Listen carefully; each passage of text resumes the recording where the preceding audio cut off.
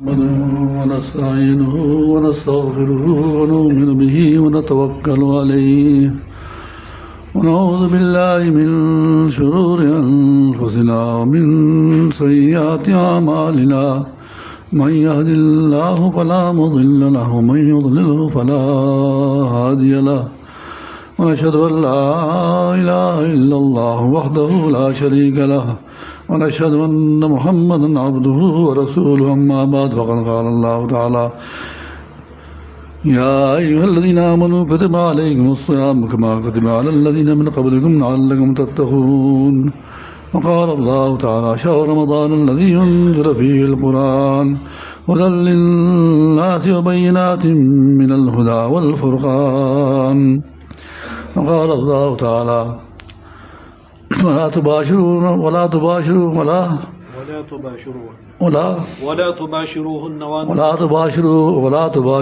وأنتم عاكفين في المساجد وقال الله تعالى قد أفلح من تزكى وذكر اسم ربه فصلى صدق الله العظيم رب اشرح لي صدري ويسر لي أمري واحلل عقدۃ من لسانی یفقہوا قولی۔ محترم بھائی اور دوستو، ہر مشین کی ایک ساخت ہوتی ہے، ایک پرداخت ہوتی ہے۔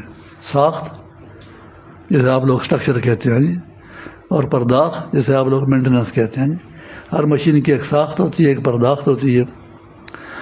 ساخت بھی اچھی ہونی چاہیے، لیکن ساخت اگر اچھی ہو اور پرداخت اچھی نہیں ہوئی تو یہ مشین جلدی خراب ہو جاتی ہے، جلدی کام چھوڑ دیتی ہے اور جلدی اس کے فائدے جو ہے ختم ہو جاتے ہیں۔ تو ساخت اور پرداخت جو ہے تو یہ دونوں اس کی ضروری ہے جی۔ آپ کی موٹر دوڑتی ہے، آپ کو سڑک پر پھراتی ہے، سارے کام کرتی ہے، لیکن وہ کہتی ہے کہ 1 مہینے بعد یا اتنے میلوں کے بعد پھر کچھ وقت مجھے اپنی ذات کے لیے چاہیے، جو میری صفائی کریں گے، چیزوں کی کمی کوتاہی ہوگی ان کو دور کریں گے، کوئی پرزہ جو ہے اس میں کمی آ گئی ہے اس کو بدلیں گے، تو پھر میں تر و تازہ ہو کر آپ کا کام کر سکیں گی۔ اور جو آدمی جو ہے تو برداشت مینٹیننس کو اچھی طرح کرتے ہیں، ان کی مشینری بہت عرصہ چلتی ہے، بہت فائدہ دیتی ہے۔ سب سے قیمتی مشین اس دنیا میں کیا ہے؟ اپنے آپ سے سوال کریں اور جواب اپنے دل میں رکھیں۔ میں پوچھتا نہیں ہوں آپ سے، سب سے قیمتی مشین اس دنیا میں کیا ہے؟ سب سے قیمتی مشین اس دنیا میں انسان ہے۔ اور پھر جو ہے تو ہر چیز، ہر مشین، ہر چیز جو ہے تو اس کے بارے میں انسان کی یہ کوشش ہوتی ہے، وہ انسان اس کو تب لیتا ہے، تب استعمال کرتا ہے جب اس کا خرچ کم اور آمدنی زیادہ ہو، ان پٹ کم آؤٹ پٹ زیادہ، ان پٹ کم آؤٹ پٹ زیادہ ہو۔ کوئی مشین ہو، کوئی جانور ہو، گائے ہماری 30,000 روپیہ جو ہے تو وہ ماہوار کھاتی ہے، وہ 1,000 روپیہ روزانہ ہو گیا۔ 1,000 روپیہ روزانہ استعمال کر کے 3,000 روپے کا دودھ دیتی ہے۔ شروع میں 3,000 کا، 2,500، 2,000 کا، 1,500 کا، یہاں تک کہ اپنے خرچے سے زیادہ آخر تک دیتی ہے۔ اور انسان جو مشین ہے تو اس کے ان پٹ آؤٹ پٹ دیکھیں، کم سے کم خرچہ ہے کھانے کا کتنا انسان کا روزانہ کا؟ 300 ہی لگا لیں۔ ہماری طرح آج آدمی 300 روپے روزانہ کا خرچہ ہے، گھر پر پکا ہوا ہو تو ہوٹل میں جو چیز 600-700 روپے میں ملتی ہے وہ گھر پر پکنے میں 300 کی ہو جاتی ہے۔ تو یہ 300 روپے سے استعمال کیے، اس سے کیا نکلا؟ پیشاب، ٹٹی، تھوک، بلغم اور پسینہ، سب کی کتنی قیمت ہے؟ کچھ قیمت نہیں ہے۔ ان سے جان چھڑانے کے لیے اور خرچہ کرنا پڑتا ہے۔ تو گویا اس مشین کا جو ہے تو ان پٹ اتنا اور آؤٹ پٹ کچھ بھی نہیں ہے۔ تو اس کا آؤٹ پٹ کیا ہے جی؟ اس کا جو ہے تو کارکردگی کیا ہے؟ اس کی کارکردگی اس کے اعمال ہیں، اس کے اعمال ہیں، اور اس کے اعمال کو درست رکھنا جو ہے تو اس میں مشین کی کامیابی ہے، اس کا فائدہ جب ہے اس کے اعمال درست ہوں۔ تو اس کے اعمال تب درست ہوں گے جب اس کی پرداخت کی مینٹیننس کے لیے اس کو کچھ وقت دیا جائے۔ تو اس لیے رمضان کا مہینہ جو ہے یہ انسانی مشینری کی پرداخت اور مینٹیننس کے لیے اس کو دیا گیا ہے کہ اس مہینے میں اس کو درست کرنا ہے۔ اس مشین کو درست کرنا ہے تاکہ یہ درست مشین پھر سارا سال استعمال ہو. اس سے نکلنے والے اعمال آیا وہ بول کھول کی شکل میں ہیں یا ہاتھ پیر کی حرکت کی شکل میں ہے، آنکھ کے دیکھنے کی شکل میں، کان کے سننے کی شکل میں ہے، دماغ کی سوچ کی شکل میں ہے، دل کے جذبات کی شکل میں ہے، نفس کی خواہشات کی شکل میں ہے. یہ سارے کے سارے اعمال جو ہیں اس کے درست ہوں، اس کے لیے یہ مہینہ دیا گیا ہے. اور اس کو درستگی کے لیے ہر یہ جو ہے مختصر دورانیہ تربیت کا شارٹ کورس آف ریفارمیشن، مختصر دورانیہ تربیت کا رخ درست کرنے کا. تو ہمیشہ کے لیے جو کورس ہوتا ہے اس کا کورس ورک ہوتا ہے نا. کوئی بھی جو کام کیا جاتا ہے اس کا ایک نصاب ہوتا ہے، کورس ورک ہوتا ہے، کورس کا کورس ورک ہوتا ہے. تو اس کا کورس ورک 4 چیزیں ہیں: روزہ ہے، اور قرآن پاک کی مشغولیت ہے، اور اعتکاف ہے، اور صدقہ فطر. 4 آیتیں جو میں نے پڑھی نا، یہ 4 آیتیں اسی کے بارے میں. پہلی آیت روزے کے بارے میں، دوسری آیت قرآن پاک کے بارے میں، تیسری آیت جو ہے تو وہ اعتکاف کے بارے میں، چوتھی آیت جو ہے تو وہ صدقہ فطر کے بارے میں تھی. تو 4 اعمال جو آدمی صحیح طریقے سے کر لے تو گویا اس نے اپنا جو ہے تو مینٹیننس کا دورانیہ، اپنا جو ہے تو پرداخت کا اور تربیت کا دورانیہ ٹھیک گزار لیا، اور اس کا پورا فائدہ ہو جائے گا. اس کی شخصیت میں تبدیلی آئے گی. یہ تبدیلی پورا سال اس پر رہے گی، اور اس کی مشین ٹھیک استعمال ہوئے گی، ٹھیک اب استعمال ہوگی، اپنے لیے بے اندازہ فائدہ جو ہے تو کرے گی، اور دوسرے انسانوں کو بہت زیادہ فائدہ دے گی. ٹھیک نہ ہوئے تو اپنے لیے نقصان، مصیبت، اپنے لیے تکلیف، پریشانی، اور دوسروں کے لیے مصیبت اور تکلیف اور پریشانی کا ذریعہ ہو جاتی. تو روزہ جو ہے تو کتب علیکم الصیام، تم پر روزہ فرض کیا گیا، سارے بدن پر روزہ ہے. تو روزہ کا بنیادی اسٹرکچر ڈھانچہ وہ تو کھانا پینا، خواہش نفس. اس میں تو ایک چیز بھی خطا ہو کہ روزہ نہ رہا. اسٹرکچر جب ہو جاتا ہے، عمارت کھڑی ہو جاتی ہے، تو اس کے بعد دوسرا کیا کام کرتا ہے ٹھیکیدار اس میں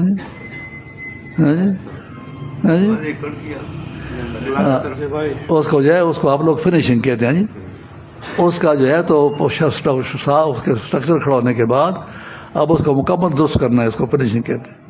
اگر 10 لاکھ کی اسٹرکچر کھڑا ہوا ہے تو کم سے کم اس کو فنیشنگ کے بعد 10 لاکھ خرچہ آتا ہے. اور پھر اپنا معیار ہے 20 لاکھ بھی آ سکتا ہے، 30، 40، 50، 1 کروڑ بھی آ سکتا ہے، جتنا کوئی اونچا معیار رکھتا ہے اس پر خرچہ آتا ہے. تو 3 چیزیں تو بنیادی اسٹرکچر ہے. اس کے بعد پھر روزہ جو ہے تو روزہ کتنی سارے بدن پر ہے. اوپر سے شروع کریں. دماغ کے خیالات پر روزہ ہے، آنکھ کے دیکھنے پر روزہ ہے. دماغ کے خیالات، آنکھ کا دیکھنا، کانوں کا سننا، اور دل کے جذبات، نفس کی خواہشات، ہاتھ پیر کی حرکات، اس پر روزہ ہے. اور پھر روزہ جو ہے روزہ روح پر روزہ ہے. اور روزہ مولانا زکریا صاحب نے فضائل رمضان میں کیا لکھا؟ روزہ سر خاص پر روزہ ہے. 10 چیزوں پر روزہ ہو گیا اس کے دماغ کے خیالات اور جلد کے جذبات، نفس کی خواہشات، ہاتھ پیر کی حرکات، آنکھ کا روزہ، کان کا روزہ، زبان کا روزہ، اور جو ہے تو اس کے بعد روح کا روزہ، سر خاص کا روزہ ہے. 9 چیزیں ہو گئی ہیں. ان پر روزہ ہے. تو ان سب چیزوں پر روزہ، یہ وہاں کتاب میں رمضان سے اس کو پڑھ لیں تو اس میں تو ہر ایک چیز جو ہے تو ایک دن چاہتی ہے کہ اس کی تشریح ہو اور پھر آدمی سمجھے اور اس پر عمل کرے. سارا سال آپ آئیں جائیں تو ہم تو سارا سال کام کرتے ہیں، ان چیزوں کو بیان کرتے ہیں سارا سال اور پہنچاتے ہیں اور ایک دن میں تو بس اس کا اشارہ ہی کر سکتے ہیں. پھر یہ دوسری کورس ورک میں دوسری چیز قرآن پاک میں مشغول ہونا. قرآن پاک میں مشغول ہونا کہ حدیث شریف میں فرمایا جناب رسول اللہ صلی اللہ علیہ وسلم نے کہ اللہ پاک نے اس روزے کو فرض کیا اور اس کے رات کے قیام کو یعنی تراویح کو میں نے سنت کیا. 3 دن آپ نے تراویح جماعت سے پڑھائی. 14 دن صحابہ اکرام آئے، آوازیں دے رہے ہیں کہ حضور باہر نہیں تشریف لا رہے، تراویح کا وقت ہو گیا، ہم کیا کریں؟ آپ نہیں نکلے. اگلے دن آپ نے فرمایا کہ تمہیں اتنے جو کو شوق سے آئے ہوئے تھے، اگر میں نکلتا تو تراویح تم پر فرض ہو جاتی اور بعد کے لوگوں کے لیے پھر مشکل ہوتی. تو اس لیے پھر آپ نے تراویح اپنے اپنے طور پر پڑھنے کا حکم دے دیا. کوئی نماز کے ساتھ ہی پڑھ رہے ہیں، مثلا 25-30 آدمیوں کی جماعت ہو گئی. کچھ نے کہا کہ ہم اپنے کام ختم کر کے 1 گھنٹہ بعد کھڑے ہوں گے, کچھ نے کہا 2 گھنٹے بعد کھڑے ہوں گے, کچھ نے کہا 3 گھنٹے بعد, کچھ نے کہا سحری کے وقت پڑھیں گے. تو اس طرح ٹولیوں میں تراویح کی جماعت صحابہ کرام آپ کے دور میں جماعت کے ساتھ پڑھتے رہے. پھر ابوبکر صدیق رضی اللہ عنہ کے زمانے میں بھی ایسا ہی رہا, آبادی بھی کم تھی. عمر فاروق رضی اللہ عنہ کے دور میں جب وہ آئے رمضان کے مہینے میں, دیکھا کہ تراویح کی ٹولیاں کھڑی ہیں اور اتنی زیادہ آبادی زیادہ ہو گئی, تعداد اتنی زیادہ کی آوازیں ٹکرا رہی ہیں اور اطمینان نہیں ہو رہا. انہوں نے صحابہ کرام کو جمع کیا کہ تراویح کے بارے میں فیصلہ کریں. جس طرح حضور اکرم صلی اللہ علیہ وسلم پہلے 3 دن جماعت سے سب کو اکٹھی پڑھائی تھی, ایسے ہی شروع میں کر دیں, کیا ایسے ہی شروع کریں. تو وہ تراویح عمر فاروق رضی اللہ نے شروع کرائی. ابی بن کعب رضی اللہ عنہ بڑے حافظ اور بہت قرآن پاک کے بہت ماہر تھے, وہ آپ کے دور میں وہ پڑھاتے تھے 20 رکعت تراویح, اور ابی بن کعب رضی اللہ عنہ. تو یہ اس وقت جو 20 رکعت چلی ہے تو آج تک اللہ کے احسان سے ہم اس پر عمل کر رہے ہیں. اور سعودیوں نے اگر 10 کر لی ہے تو سعودی تو دنیا اسلام کے دینی لحاظ سے کوئی معیاری ملک نہیں ہے, جس کو علماء کا اتنا علم ہو اور جس کے لوگوں کا اتنا عمل ہو کہ دنیا اسلام کے لیے وہ نمائندہ اور معیار ہو. علم اور عمل اس وقت دنیا اسلام کے لیے علم اور عمل جو ہے وہ معیار جو ہے کس ملک کا ہے جی؟ وہ پاکستان کا ہے. اللہ کے احسان سے تفسیر فقہ اور حدیث کے ماہرین جو ہمارے پاس ہیں وہ دنیا عرب کے پاس نہیں ہے. دیوبند کی سالہ تقریب میں ساری دنیا کے علماء جمع ہوئے تھے, عرب علماء آئے ہوئے تھے, اور اسٹیج پر اس پر حضرت مولانا اشرف صاحب کی وجہ سے میں بھی بیٹھا ہوا تھا اسٹیج پر, اور حضرت مولانا ابوالحسن ندوی رحمۃ اللہ نے تقریر کی, اور تقریر میں ان کو سب عربوں کو خطاب کر کے کہا کہ اللہ کے فضل سے دین کی تشریح میں ہم لوگ جو ہے کسی کے محتاج نہیں ہیں, ان عربوں کے محتاج ہم نہیں ہیں. سبحان اللہ سبحان اللہ. تو یہ کیا بات عرض کر رہے تھے؟ ہاں 20 رکعت پڑھی جی.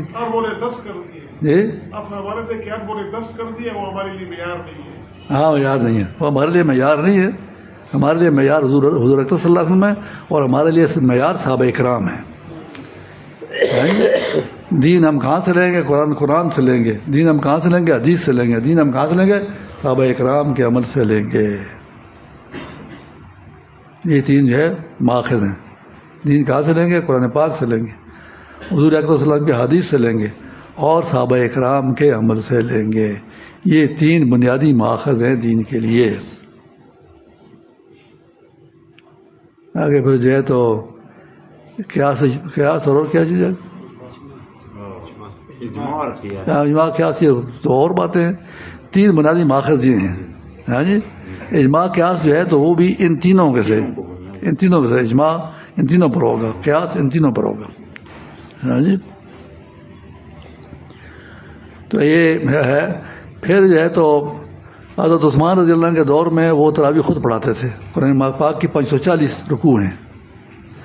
ہر رکعت میں حضرت عثمان رضی اللہ عنہ ایک رکوع پڑھتے تھے, اور 540 کو 20 پر تقسیم کریں تو کیا آتا ہے جی؟ 540 کو 20 پر تقسیم کریں کیا آیا جی؟ ہاں جی 27 آیا.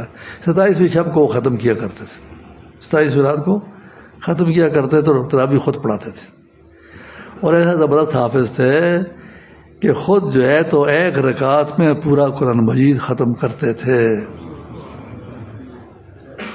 مکہ مکرمہ پہنچے اور حتیم میں کھڑے ہوئے, جو بیت الرشید کا باہر حصہ ہے, اس میں کھڑے ہوئے اور بیتر کی 1 رکعت میں پورا قرآن پاک ختم کیا.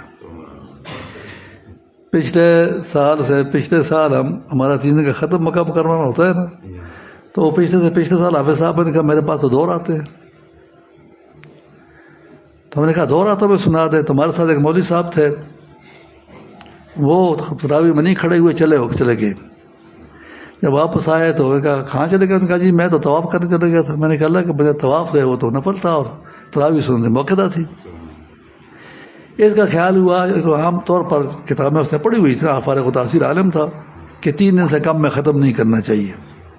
تو اس کا خیال تھا کہ 3 دن ختم کرنے کہیں بدعت ہے کیونکہ ہمیں چھوڑ کر وہ چلا گیا. میں نے کہا برخوردار حضرت عثمان رضی اللہ تعالیٰ عنہ نے 1 رکعت میں پورا قرآن مجید ختم کیا. اچھا یہ ہے؟ میں نے کہا نا یہ روایت ہے نا، صحابی کا عمل سنت ہوتا ہے نا، صحابی کا عمل. خلفائے راشدین کے بارے میں علیکم بسنتی و سنت خلفائے الراشدین المہدیین، تمہارے لیے میرا طریقہ جو ہے سنت ہے، میری سنت تمہارے لیے ہے، اور میرے خلفائے راشدین کی سنت تمہارے لیے سنت ہے. عضوہا بالنواجز، نواجز دانتوں کا کہتے ہیں، عضوہا بالنواجز، دانتوں سے اس کو مضبوط پکڑو، میری سنت کو اور میرے صحابہ کی سنت کو دانتوں سے مضبوط پکڑو. پھر جو ہے تو مدینہ مکہ مکرمہ کے لوگ 4 تراویح پڑھنے کے بعد ایک طواف کرتے تھے.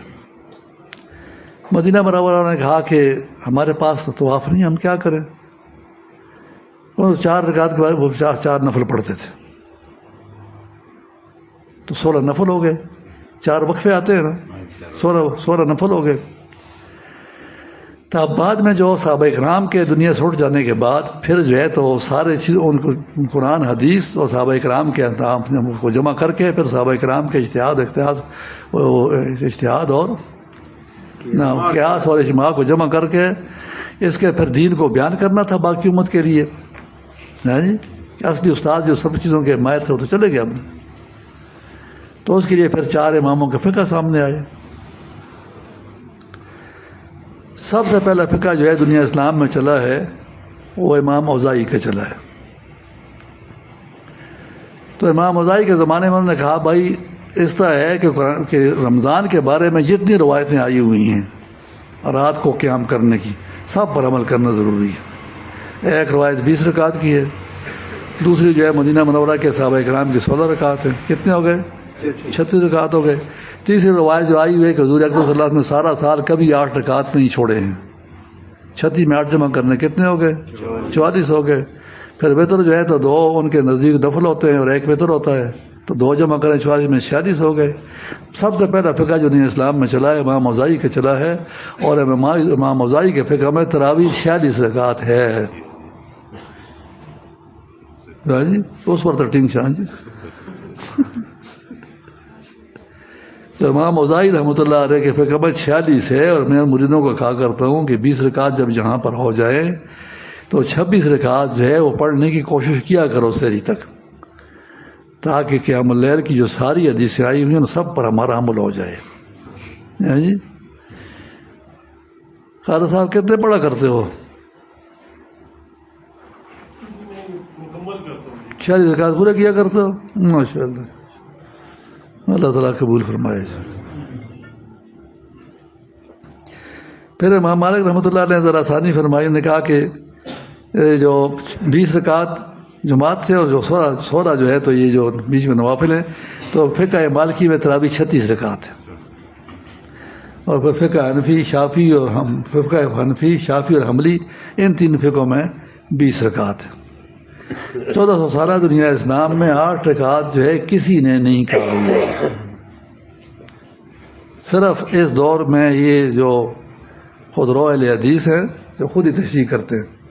اہل حدیث میں ہم میں کیا فرق ہے کہ ہم کہتے ہیں ہم حدیث پر عمل کریں گے صحابہ کرام کی تشریح اور ان کے عمل کی روشنی میں. وہ کہتے ہیں نہیں، حدیث پر عمل کریں گے خود اس کی تشریح کر کے اور خود جو چاہے وہ عمل کریں گے. تو ان میں ہم میں یہ فرق ہے. یعنی تو استاد کا پہلا شاگرد اصلی شاگرد جو ہے وہ زیادہ سمجھتا ہے کہ میں زیادہ سمجھتا ہوں؟ اصلی شاگرد سمجھنا ہے تو اصلی شاگرد صحابی ہے نا. تو جو عمل صحابی کا ہے وہ دین ہوگا. اس لیے 4 اماموں کا اصول ہے کہ وہ کسی عمل کو اپنے فقہ میں عمل کے طور پر قبول نہیں کرتے جب تک اس پر صحابی کے عمل کا ثبوت نہ ہو. صرف یہ اہل حدیث جو ہے یہ خود تشریح کر کے اور خود اس کو جو ہے تو کرتے ہیں. سبحان اللہ جی. تو یہ تراویح کی بات ہو گئی جی. پھر قرآن پاک کی مشغولیت ہے. قرآن پاک ایک تعلیمات کا خزانہ اور ایک نظام ہے. شہر رمضان انزل فیہ القرآن، رمضان کا وہ مہینہ جس پہ قرآن نازل ہوا. ہدی للناس، سارے انسانوں کی زندگی کے ہر شعبے میں اور ہر کام میں رہنمائی کے لیے ہے. انسان کی زندگی میں جو اس کی ضروریات ہیں دنیا آخرت کے لحاظ سے، اس سب کے اس کے میں رہنمائی ہے. بینات من الہدی، ہدایت کے اصولوں کو کھول کھول کر بیان کرنے والا ہے. والفرقان، اور فرقان ہے. یہ فرقان کیسے ہے کہ جس کو قرآن پاک کا پڑھنا سمجھنا عمل اس پر نصیب ہو جائے تو اس کے اندر اللہ پاک ایک نور پیدا کرتا ہے، پرکھ اور نور پیدا کرتا ہے، جیسے حق اور باطل کو جان لیتا ہے، پہچان لیتا ہے. یہ فرقان ہے. جی فرقانیت اس کے اندر پیدا ہوتی ہے، اس کے نتیجے میں جی فرقانیت پیدا ہوتی ہے. اور تعلیمات جو ہیں تو یہ ایک بات کا مطالبہ کرتی ہیں. تعلیمات خود تو الفاظ ہیں نا، یا معنی ہے. جی تعلیمات کس بات کا مطالبہ کرتی ہیں؟ تعلیمات عمل کا مطالبہ کرتی ہیں کہ جو بیان ہوا ہے وہ عمل میں سامنے آ جائے. لہذا اللہ پاک نے ساری آسمانی تعلیمات کے ساتھ عملی شخصیات پیغمبروں کی بھیجی. تو تعلیمات کو وہی آدمی سکھا سکتا ہے جس کو خود آتی ہو، جس کو نہ آتی ہو سکھا نہیں سکتا ہے. اور قرآن تعلیمات جو ہیں یہ کوئی خیالات نظریات کی تشریح نہیں ہے، یہ عمل ہے. اور عمل بھی جو ہے تو وہ صرف ہاتھ پیر کا عمل نہیں ہے، آنکھ کان کا عمل صرف نہیں ہے. اس کے پیچھے جس عمل کا مطالبہ کیا جا رہا ہے وہ دماغ کی سوچ اور فکر سے مطالبہ کر رہا ہے کہ دماغ کی سوچ اور فکر کیا اعمال ہوں گے. دل کے جذبات کو سے مطالبہ کر رہا ہے کہ وہ کیسے ہوں گے اس کی روشنی میں. نفس کی خواہشات اس کی روشنی میں کیسی ہوں گی جی. اور ہاتھ پیر کی حرکات اس کی روشنی میں کیسے ہوں گی. اور آنکھ کان زبان اس کی روشنی میں کیسے استعمال ہوگی. تو یہ تو وہی سکھا سکتا ہے جو خود اس کا عملی نمونہ ہو. تو اس لیے انبیاء عملی نمونہ ہوتے ہیں اور حضور اکرم صلی اللہ علیہ وسلم قرآن پاک کا عملی نمونہ ہے.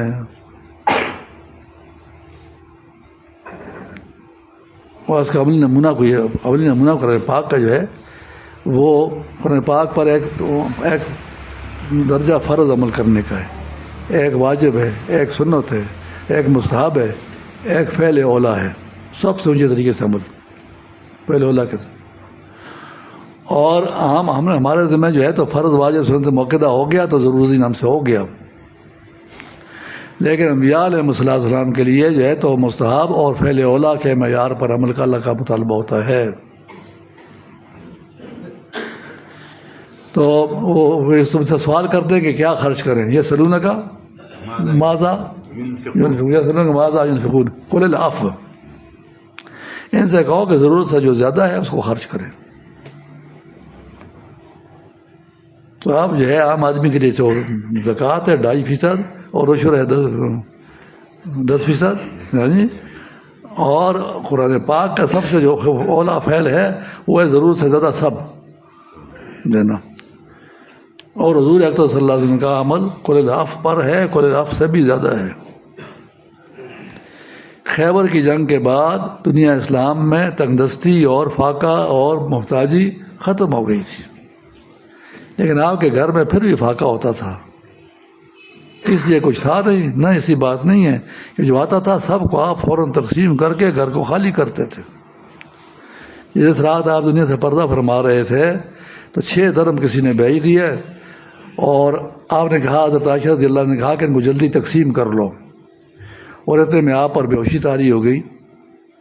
اور جب ہوش میں آپ آئے تو آپ نے پوچھا، اتنی دیر میں ان کو افراتفری میں تقسیم کرنے کا خیال نہ رہا، نہ کر سکی.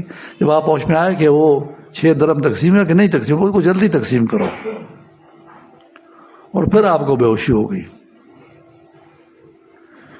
اس طرح 3 بار ہوا. پھر آپ نے فرمایا کہ نبی کے لیے یہ بات مناسب نہیں ہے. اس کا مفہوم ہے کہ وہ ایسے حال میں اللہ کی طرف جا رہا ہو کہ اس کے گھر میں مال ہو. اس معیار پر عمل کر کے دکھایا ہے. اس معیار پر کہ اپنی شخصیت تھی ہاں جی، اور جس سے ساری کہ واقع اوفو بالعقود، وعدے کی پابندی کرو. آدمی کے ساتھ وعدہ کیا تھا کہ آپ آئیں میں یہاں پر کھڑا رہوں گا آپ کے آنے تک. آدمی جا کر بھول گیا، 3 دن آپ کھڑے رہے. اور 3 دن وہاں سے گزرا، اس نے کہا کہ آپ کیسے کرتے؟ کہا آپ نے جو کہا تھا میں آ رہا ہوں. ہاں جی، کہ وعدے کی پابندی اس طرح تک. ہاں جی، تو خود آپ اور صحابہ کرام کا ایک گروہ وہ ہے جنہوں نے دین کے لیے اپنی ساری چیزوں کو قربان کر کے دین سے کوئی دنیا کا فائدہ نہیں لیا ہے،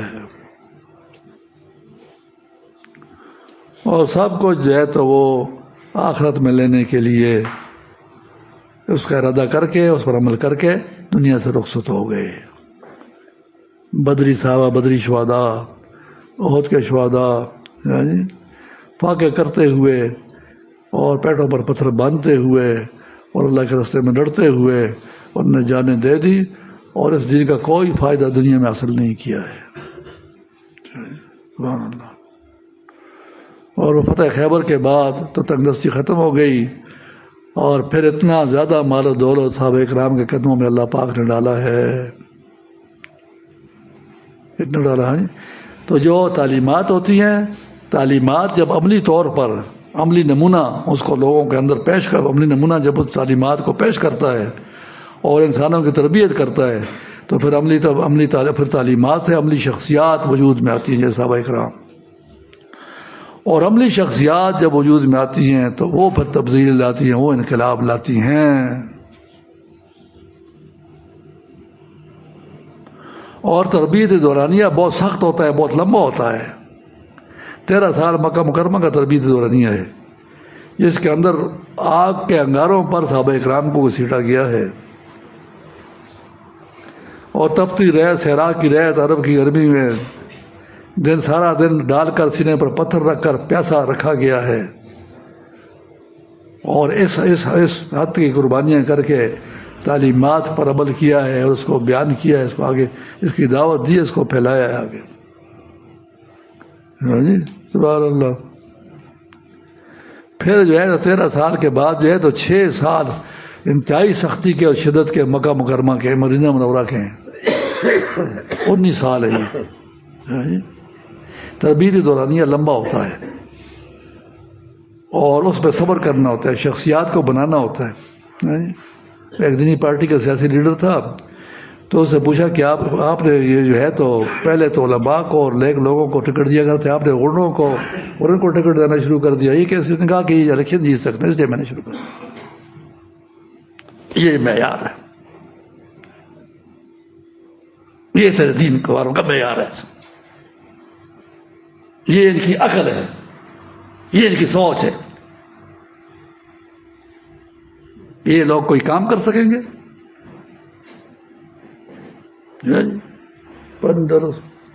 یہ کوئی کام کر سکیں گے؟ ان کے ساتھ آپ لوگوں نے توقعات رکھی ہوئی، خاص طور پر ان ملڑوں نے ان کے ساتھ توقعات رکھی ہوئی.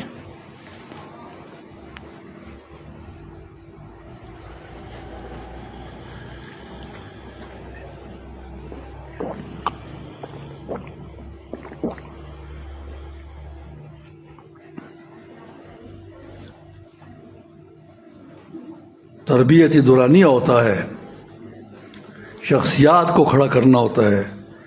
معیاری شخصیات اگر نہیں ہے تو غیر معیاری کو میں اپنے دین کے نمائندے کے طور پر کیسے آگے لگا سکوں؟ ہاں جی، غیر معیاری شخصیات کو میں اپنے دین کے نمائندے کے طور پر آگے کیسے لا سکتا ہوں؟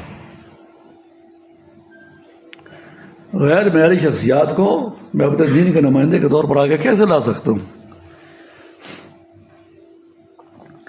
یہ الیکشن ہوا نا، 50 لاکھ ہمارے لگے اور ساری سیٹوں میں ساتھی آ رہے تھے. لوگوں نے کہا کہ آپ نے کیا حاصل کیا؟ میں نے کہا میرے ساتھیوں کے 50 لاکھ روپے اللہ کے دین کے جہاد عظیم میں، جس کو جہاد اکبر کہا گیا، اس پر لگے، قبول ہوا، لگے، اللہ کا ہم پر احسان ہوا. اور ہمارے ضمیر کو یہ تسلی ہوئی کہ ہم نے ووٹ ایسے آدمی کو نہیں دیا کہ جو معیاری نہیں تھا. ہمیں یہ تسلی ہوئی.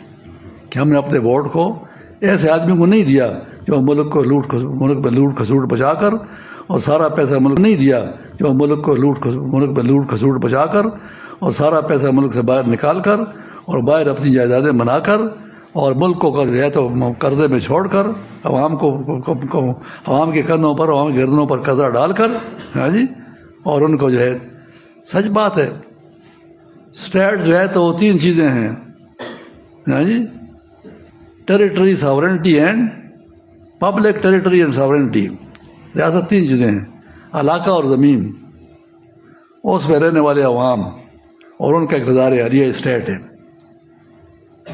ہاں جی لیکن یہ 3 چیزیں بنتی ہے نا لیکن ان میں ایک ایسا ناگزیر اس کا وہ ہے ناگزیر کہ اس کے بغیر 2 چیزیں بیکار ہیں وہ کیا ہے وہ پبلک ہے پبلک سارا سال کام کرتی ہے یہ ایک مزدور جو کہ یہاں سے بوریاں اٹھا کر لے جا رہا ہے سیمنٹ کی تعمیر کے لیے ہاں جی اور جو جھاڑو سے صاف کر رہا ہے یہ سارے مزدور کسان مل کر اور سارے مل کر محنت کر کے یہ جو ہے تو پیسہ پیدا کرتے ہیں فنڈ جنریٹ کرتے ہیں وہ جب پیسہ وجود میں آتا ہے تو اس کو 4 ادارے لے کر حکومتی نظام چلاتے ہیں عدلیہ اور انتظامیہ عدلیہ سیاسیہ انتظامیہ عسکریہ یہ 4 ادارے اس کو یہ 4 ادارے کہ سیاسی لوگ جو وزیر یہ بنتے ہیں عدلیہ جو آپ کے جج ہیں اور سیاسیہ جو آپ کے وزیر بنتے ہیں اور تیسرا انتظامیہ جو آپ کے بیوروکریٹ ہے سیکرٹری ہے اور چوتھا جو ہے تو عسکری فوج آپ کی ہے یہ تو میرے خون پسینے کا پیسہ جو نکلا پیدا ہوا ہے اس کو لے کر یہ چل رہے ہیں اگر یہ پیسہ نہ ہو عوام کا تو یہ کیسے چلیں گے یہ چاروں طبقے یہ عوام کے بغیر چلنا چاہیں یہ نہیں چل سکتے یہ 4 طبقے جو ہے تو عوام کے دین کے خلاف چلنا چاہیں تو یہ نہیں چل سکتے یہ 4 طبقے جو ہے تو عوام کے جذبات خیالات احساسات ان کے کلچر ثقافت کے خلاف چلنا چاہیں نہیں چل سکتے یہ بہت بڑا جو ہے تو تہذیبی اور سیاسی اصول ہے جس کو میں بول رہا ہوں یہ بہت بڑا ثقافتی تہذیبی اور سیاسی اصول ہے جس کو میں بول رہا ہوں جس کو علامہ ابن خلدون اور سارے ماہرین سیاست نے اس کو بولا ہوا ہے اور یہ جتنے سیاست ابھی جو ہے تو اس کی آئے ہوئے ہو مردان یونیورسٹی کے جتنے سیاسیات کے طلباء آئے ہوئے ہو تو یہ کتنی بار یہ بات آپ کی کتابوں میں ریپیٹ ہوئی ہاتھ اٹھا کر بولو نا کوئی ایک کھڑا ہو کر بولے کہ جس کو اصول کو میں نے بولا یہ آپ کی ساری پولیٹیکل سائنس اسی کے ادھر گھوم رہی ہے کہ نہیں گھوم رہی یہ سب کتابوں میں یہی بنیاد جی مسلمان فلسفیوں سے لے کر جتنے بھی مغرب کے فلسفی ہے سبھی یہی بات پر متفق کہ جو بھی اوپر ملک کا جو نظام چلانے والے ہوں گے نیچے لوگوں کے نمائندگی کرنے والے ہوں گے اپنا وہ نہیں نافذ کر سکتے اپنا جو ول ہے وہ نہیں نافذ کر سکتے نیچے لوگوں کی نمائندگی کرے گی جو یہ پبلک کہتی ہے جو پبلک کا دین ہے اس کو لے کر چلو گے جو پبلک کی سوچ ہے اس کو لے کر چلو گے جو پبلک کا طرز زندگی اس کو لے کر چلو گے جی یہ جو ہے تو خرابیاں اور تو مشکلات کیسے پیدا ہوتی ہیں کہ اتا ترک نے جب ترکیہ کے دین کے اور مسلمانوں کے طرز زندگی کے خلاف انقلاب لایا تو 100 سال تک کچھ تو خون ہوتا رہا 1923 میں اس کا انقلاب آیا رکھ کمال کا جی مصطفیٰ اس کا نام تو کہا میرے نام سے مصطفیٰ ہٹاؤ کمال صرف چھوڑو جی اور کتنا اس پر کچھ تو کیونکہ عوام کے خلاف ایک بات کو لے کر ہو کافر کی نمائندگی کرتے ہوئے یہودی اور عیسائی کی نمائندگی کرتے ہوئے یہ آدمی جو ہے مسلمانوں کے دین مذہب کے خلاف ایک نظام کو چلانا چاہتا تھا اس کا دور پھر دونوں کا دور پھر جو اس کے مقابلے میں سے کھڑے ہوتے رہے اس میں جو ہے تو عدنان منریز کی شہادت اور پھانسی ہاں جی اور اس کے علاوہ اور کون کون سے تھے جی جن کی پھانسیاں ہوئی ہیں کسی کو معلومات یاد ہے کہ وہ لڑکا الیکشن جیتتے تھے اور فوج ان کو پکڑ کر پھانسی کر دیتی تھی. جی کہ ہم جو ہے تو سیکولرزم جو ہے تاترک کا اس کے ہم وارث ہیں، ہم اس کو لے کر چلیں گے. اور جب اس کو یہ انقلاب کو آنے والے فساد کو جب اس نے اردوان نے قابو کیا نا، تو پھر ساری دنیا سے 500 آدمیوں کو بلایا تھا. میں بھی اس پہ گیا تھا اللہ کے احسان سے. جی کہ ساری اس نے پھر ہمیں ساری رویداد، سارا منظر ہمیں دکھائے کہ کیا ہوا، ہم نے کیا کیا اور کیسے کیا. جی سبحان اللہ. جی تو یہ خیر یہ تعلیمات سے شخصیات کی تعمیر کرنا یہ بنیادی بات ہے جس کو میں کہنا چاہتا تھا. جی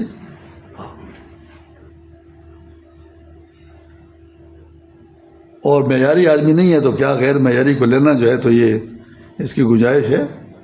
اس پر بات کرو فقہ نا جی، اس پر فتویٰ کرو پھر. جی سبحان اللہ. جی تو یہ میرے بھائی یہ صرف ذکر اذکار کرانا اور پھر گردن لانے والا تصوف میں نہیں چلا رہا. یہ ساری بات میرے سامنے ہے اور میں اس کو بولتا تو رہوں گا کم از کم. چلا سکا نہ چلا سکا، ہو سکتا ہے کہ اس بات کو جو ہے تو کوئی لے لے اور اس کو چلا لے. بس آخری بات آپ کو سناتا ہوں. تبلیغی جماعت چلی گئی جنوبی افریقہ اور وہ ملے اس سے نیلسن منڈیلا سے ملے جس نے ملک کو آزاد کیا 30 سال جیل کاٹ کر. جب ملے تو انہوں نے کہا کہ وہاں انگریزی بولی جاتی ہے تو انہوں نے تبلیغیوں سے کہا کہ ڈو یو نو شیخ الہند، شیخ الہند کہ شیخ الہند کو جانتے ہو؟ انہوں نے کہا سادے سیدھے سادے تھے. ان کا ہم نہیں جانتے. خیر حیرت کی بات ہے آپ پاکستان سے آئے ہیں شیخ الہند کو نہیں جانتے ہیں. اس نے کہا شیخ الہند حضرت مولانا محمود الحسن رحمۃ اللہ علیہ جو دیوبند کے شیخ الحدیث رہے. ہاں جی اور پہلے طالب علم دیوبند کا محمود الحسن اور پہلا استاد دیوبند کا ملا محمود. تو یہ مدرسہ ایک دنیا اسلام کو سنبھالنے کے لیے بنایا گیا تھا.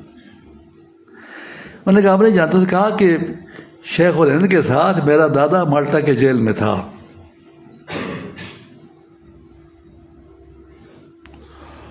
اور میرے دادا کو شیخ الہند نے کہا کہ دیکھو اس ملک میں 5% انگریز ہیں اور 3% ہندو، 2% مسلمان ہیں، 10% ہو گئے، 90% تم کالے ہو. یہ ملک تمہارا ہے اور انگریز نے ظلم سے اس کو قبضہ کیا ہے، اس کو آزاد کراؤ. تو شیخ الہند نے ہمارے دادا کو یہ بات سمجھائی. ہمارا دادا جب جیل سے نکل کر آیا اس نے ہمارے باپ کو یہ بات سمجھائی اور میں نے پڑھا. میں ایک لا کا طالب علم ہوا، میں نے قانون سیکھا، میں وہ لا کا گریجویٹ ہوا، میں وکیل بنا، سارے نظاموں کو سمجھنے کا والا بنا میں. تو پھر وہ شیخ الہند کے اس فارمولے پر میں نے جدوجہد کر کے 30 سال سے آزاد کیا. شیخ الہند وہ ہے. تو شیخ الہند خود تو نہ کر سکے لیکن کہ ان کی کہاں ان کی بات پہنچی. جی اور پھر جو ہے تو شیخ الہند کے شاگرد حضرت تھانوی رحمۃ اللہ علیہ نے قائد اعظم مسلم لیگ کی تربیت کر کے پاکستان کی آزادی کی کامیابی حاصل کی. سبحان اللہ. آج تک آپ کے مدرسے والوں کو پتہ نہیں ہے کہ تاریخ پاکستان کیسے گزری. اس حج میں ایک مولوی صاحب مدرسے کے محتمم نقشبندیہ سلسلے کے پیر مجھ سے ملے تو بس ایک لات میں نے اس کو نہیں ماری ہے. باقی اس نے کہا کہ قائد اعظم جو ہے تو یہ تو نہیں، یہ کون آدمی تھا، کوئی مسلمان بھی تھا کہ نہیں تھا، اور علامہ اقبال تو قادیانی ہو گیا تھا. یہ دوست نے بیان دی. تو وہاں پر تو آدمی ذرا شور شرابہ بھی نہیں کر سکتا. ہاں جی تو اس کو تو نہیں، میں نے اپنے ساتھی کو لات ماری. اس کو نہیں ماری میں نے. اس کو میں نے باتیں سنائی جو اتنا قائد اعظم نے حضرت تھانوی کے رحمۃ اللہ کا جو رابطہ کیا اور 6 مہینے کے لیے ان کے بھانجے کو بلایا شبیر علی صاحب کو کہ ان کو حنفی طریقہ دین کا سکھائے اور نماز سکھائے اور پھر ساری عمر و نماز کا پابند رہا. جی اور اس نے آخر میں وصیت کی کہ میرا جنازہ شبیر عثمانی پڑھائے گا. تو اس کے ڈاکٹر صاحب یہ باتیں لکھ رہے. میں نے کہا میں نے لکھی ہوئی ہیں, شائع ہوئی ہیں, کتابوں میں آئی ہوئی ہیں. قائدانہ پر جو کتاب شائع ہوئی ہے اس پہ اللہ کا فضل سے اس پہ جو مضمون میں نے لکھا ہے اس طرح کا مضمون اس کتاب میں دوسرا نہیں ہے. شائع ہوئی ہے یہاں پر, قریب پڑی ہوئی ہے کہ نہیں پڑی ہوئی ہے؟ ہاں جی, رکھی ہوئی تھی. ہاں جی.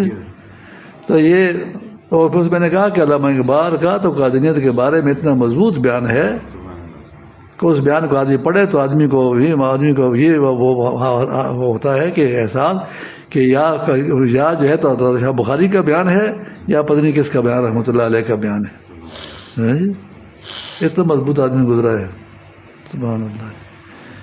تو یہ ایک بات کو میں بول رہا ہوں, کوئی اس کو لے لے گا, کسی وقت اس کو کرے گا, اس پر کام کر کے اس کے نتائج حاصل کر لے گا. کون کرے جو کرے گا, جو کر لے گا. تو یہ رمضان یہ ختم آپ سے اس بات کا مطالبہ کر رہا ہے. وَلَوْ أَنَّ قُرْآنًا سُيِّرَتْ بِالْجِبَالُ وَقُطِّعَتْ بِالْأَرْضُ وَكُلِّمَ بِهِ الْمَوْتَى. یہ قرآن کیسے ہے؟ بل للہ الامر جمیعا. اس کا ترجمہ کرے نا جی کوئی. وَلَوْ أَنَّ قُرْآنًا سُيِّرَتْ بِالْجِبَالُ کا کیا ترجمہ ہوا جی؟ پہاڑ اس کی وجہ سے دوڑنے پڑے. سُيِّرَتْ بِالْجِبَالُ, وَلَوْ أَنَّ قُرْآنًا سُيِّرَتْ بِالْجِبَالُ, پہاڑ اس کی وجہ سے دوڑنے لگ جائیں. اور قُطِّعَتْ بِالْأَرْضُ, زمین اس کی وجہ سے ٹکڑے ہو جائے. کُلِّمَ بِالْمَوْتَى, مردے اٹھ کر باتیں کرنے لگ جائیں. یوں چیزیں. بل للہ الامر جمیعا, یعنی تو یہ اللہ کیسے امر والی چیز ہے یہ. وَلَوْ أَنَّ قُرْآنًا سُيِّرَتْ بِالْجِبَالُ وَقُطِّعَتْ بِالْأَرْضُ وَكُلِّمَ بِالْمَوْتَى بل للہ الامر جمیعا.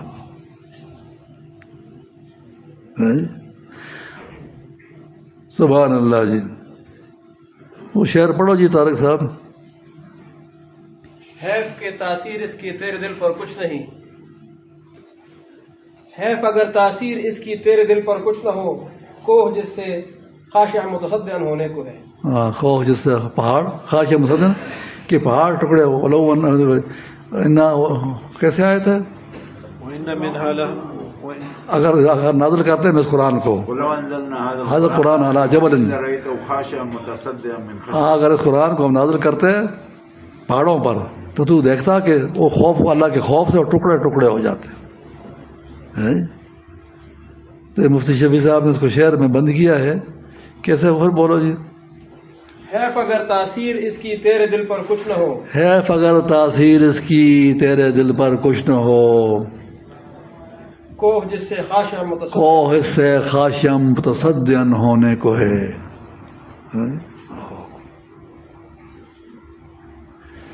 صبح کے اندر جی خوشحال جی. پڑھو جی اس کو جی.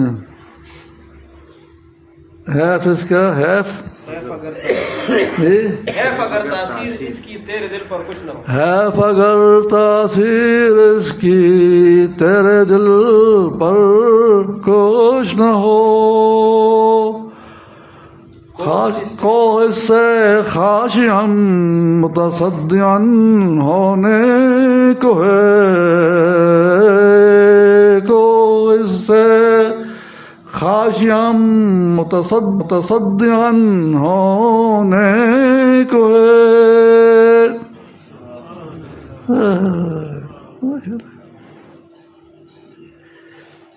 مسجد جانتی تھی اسی کی تھی اور وقت یا کرا. الحمدللہ رب العالمین, والصلاۃ والسلام علی رسول محمد وآلہ وصحبہ اجمعین. یا اول الاولین یا آخر الاخرین یا ذی القوۃ المتین یا راحم المساکین یا ارحم الراحمین یا حی یا قیوم یا ذا الجلال والاکرام. وإلهكم إله واحد لا إله إلا هو الرحمن الرحيم. الف لام میم. الله لا إله إلا هو الحي القيوم. اللهم اغفر للمؤمنين والمؤمنات والمسلمين والمسلمات الأحياء منهم والأموات اللهم انصر من نصر دين محمد صلى الله عليه وسلم واجعلنا منهم واخذل من خذل دين محمد صلى الله عليه وسلم ولا تجعلنا منهم رب ارحمهما كما ربياني صغيرا ربنا هب لنا من ازواجنا وذرياتنا قرة اعين واجعلنا للمتقين اماما اللهم لا سهل الا ما جعلته سهلا وانت تجعل الحزن سهلا اذا شئت یا اللہ ہمارے پوری عمر کے صغیرہ کی میرے گناہوں کو معاف فرما یا اللہ مجھ کے حال پر رحم فرما پریشانی کو دور فرما اخلاص کو آسان فرما جہاں مجھ کے خراب چیزوں میں گری ہوئی ہیں دشمن کے نظر میں یا اللہ ان کی ایمانوں کی حفاظت فرما عورتوں کی بچوں کی جوانوں کی بوڑھوں کی حفاظت فرما مالوں کی حفاظت فرما یا اللہ دشمن کا آسان فرما عالم السلام میں ہدایت کو عام فرما اپنے تعلق کو عام فرما حضور اقدس صلی اللہ علیہ وسلم کی محبت کو عام فرما آپ کے طریقوں کی محبت کو عام فرما یا اللہ جو لوگ دین کے لیے محنت کوشش کر رہے ہیں تصحیح و تعریف کے راستے سے کر رہے ہوں درس و تدریس کے راستے سے کر رہے ہوں دعوت تبلیغ کے راستے سے کر رہے ہوں بیعت و تلقین کے راستے سے کر رہے ہوں قتال کے میدانوں میں لڑ رہے ہوں یا اللہ سب کو اخلاص نصیب فرما سب کے لیے وسائل کا غیر سے بندوبست فرما سب کی کوششوں کو برابر فرما